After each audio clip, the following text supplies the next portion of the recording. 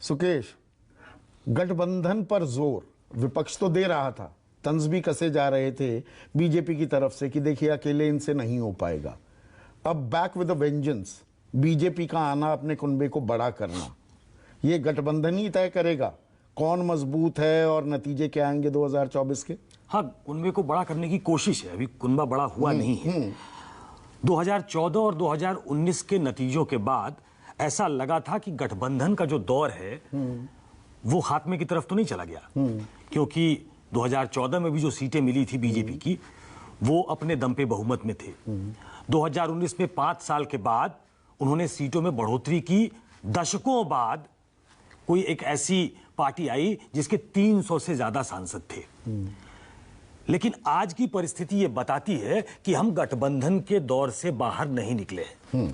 मैं इसे एक अच्छा साइन मानता हूं कि पार जो है वो ऊपर से नीचे परकुलेट करके जाए नहीं, पार हर स्टेट से आनी चाहिए। जो रीजनल पार्टीज हैं, जो रीजनल शत्रप हैं, वो जो रीजनल एस्पिरेशंस हैं, उनको कहीं ना कहीं जगह मिलनी चाहिए। तो रीजनल पार्टी उसके द्योतक हैं, उनको साथ आना चाहिए। तो ये अभी की जो कोशिश आप देख रहे हैं दोनों तरफ, वो ये बताता है कि गठबंधन आज के दिन भी जरूरी है।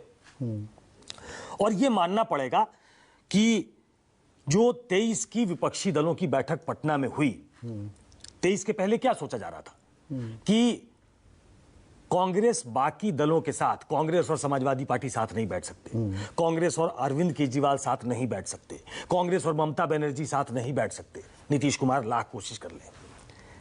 23 की बैठक एक सक्सेसफुल बैठक थी और बीजेपी का जो ऑपरेशन शुरू हुआ है वो आफ्टर थॉट है, मैं ऐसा मानता हूं, क्योंकि 23 की सफल बैठक के बाद ऐसा लगा उनको कि हमें इस पे काम करने की जरूरत है। तो आप देखें साउथ में चाहे जेडीएस हो, जो भी उनका जनाधार बचा है, चाहे टीडीपी हो, उनके साथ पिंगे बढ़ाने की कोशिश है।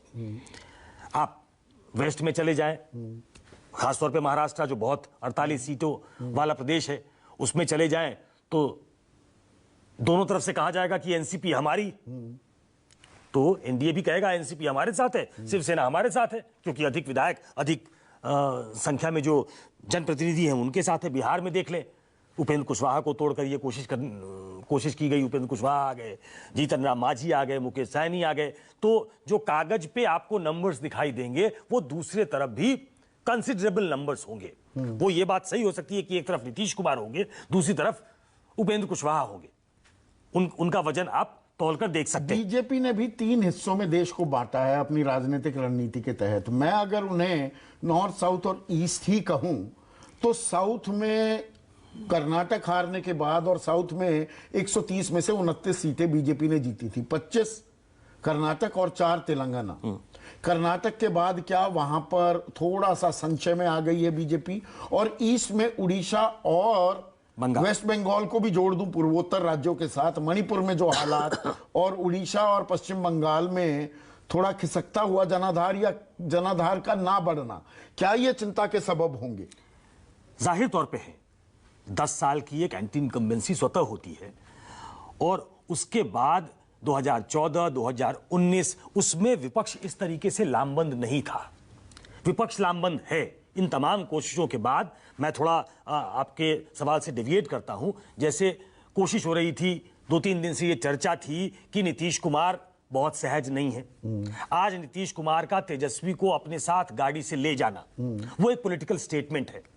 नीतीश कुमार का 17 की शाम बेंगलोर एक ही हवाई जहाज में लालू यादव, तेजस्वी, अपने पार्टी अध्यक्ष के साथ बेंगलोर एक साथ पहुंचना, यह पॉलिटिकल स्टेटमेंट है। यह दिखा रहा है कि हम एक साथ हैं। राष्ट्रीय संयोजक बनने वाले हैं विपक्षी गठबंधन के। इसकी जानकारी मुझे नहीं है। वो एक फ्रंट रनर के तौर पे जरूर है। वो एक ऐसे नेता है जो काफी दिनों से राजनीति में है, जिन पे भ्रष्टाचार के दाग नहीं है, जो ओबीसी कम्युनिटी से आते हैं। तो वो अपने आप की पेशबंदी जेडीयू की तरफ से भले नहीं हो, लेकिन वो दरिया दिल्ली दिखाने को तैयार है। ये सवाल भी निहित हो जाता है ना कि संयोजक जरूरी नहीं कांग्रेस का ही हो, और अटल बिहारी वाजपेयी के टाइम पर तो बीजेपी का संयोजक होता भी नहीं था। बिल्कुल, कायदे से जो मुख्य विपक्षी दल है संयोजक उसका नहीं होता है। संयोजक ऐसा एक व्यक्ति होता है जो सभी दलों को साथ ले सके। क्या नीतीश कुमार उस शू में फिट बैठते हैं क्या? क्या उन तमाम नेताओं में उनका कद इतना बड़ा है कि वो संयोजक की भूमिका में होंगे या उससे बड़ी कोई भूमिका मिलेगी? लेकिन एक तरीके से जो हमने सवाल रखा है कि 18 तारीख की जो बैठक है, बैठक 18 को ही है, 17 को सिर्फ डिनर है। वो एक फोटो ऑप है और 18 को बैठक है। दोनों तरफ 18 की बैठक सिर्फ ये एक पॉलिटिकल नैरेटिव क्रिएट करने की कोशिश है कि हमारे साथ ज्यादा लोग हैं।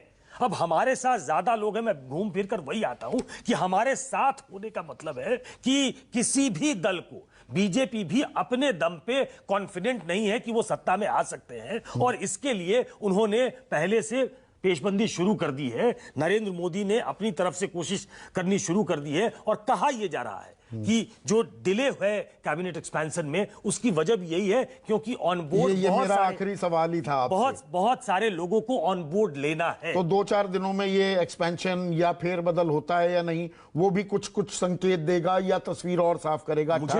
मुझे लगता है कि परसों 12 तारीख को ये फेरबदल हो जाना चाहिए। देखिए 20 तारीख से पार्लियामेंट सेशन है और पार्लियामेंट सेशन के पहले एक्सपेंशन जरूरी है क्योंकि पार्लियामेंट में दुनिया भर के सवाल होते हैं, मंत्रियों को सवाल फेस करने होते हैं, तो उसकी तैयारी भी करनी होती है। जो पार्लियामेंट्री प्रोसीजर से अवगत है वो ये ऐसा बताएंगे। तो ये तमाम चीजें इस तरफ इशारा कर रही हैं कि बीजेपी भी सोचकर कदम बढ़ा रही है क्योंकि उसे लगता है कि जो 2014 और 19 में नहीं हुआ वो 24 में मुश्किल फेस आ सकती है।